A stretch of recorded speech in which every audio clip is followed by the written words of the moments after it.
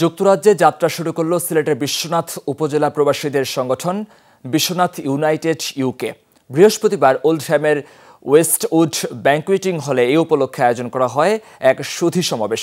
অনুষ্ঠানের প্রধান অতিথি ছিলেন আব্দুল মান্নান, সভাপতিত্ব করেন মোফাজ্জল খান, অনুষ্ঠান পরিচালনা করেন আব্দুল হোসেন মামুন ও আজিজুর রহমান। অনুষ্ঠানের শুরুতে স্বাগত বক্তব্য রাখেন মোহাম্মদ জামাল উদ্দিন।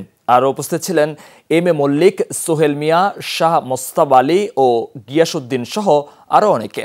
সমাবেশে জামাল উদ্দিন ও আজিজুর রহমান রুমেলকে নতুন সংগঠনের প্রেসিডেন্ট ও জেনারেল সেক্রেটারি পদে নিযুক্ত করা হয়। এছাড়া জামাল উদ্দিনকে ট্রেজারার হিসেবে নিযুক্ত করে গঠন করা হয় 61 সদস্যের এক বিশেষ কমিটি। এরপর অতিথিদেরকে নিয়ে সাথে নিয়ে কেক কাটেন সংগঠনের সদস্যরা। বিশ্বনাথের এডুকেশন, হেলথ এবং অন্যান্য দিকে আমরা সবসময় নজর দিয়ে যাতে বিশ্বনাথের উন্নয়নে এবং এডুকেশনের উন্নয়নে সাহায্য সহযোগিতা করে যাব। লক্ষ্য এবং উদ্দেশ্য হচ্ছে বিশ্বনাথের ক্রীড়া অঙ্গন, রাজনৈতিক ও সামাজিক অঙ্গনে সকলকে উন্নত সাধন করা এবং সবাইকে নিয়ে একটি সুন্দর সমাজ গঠন করা।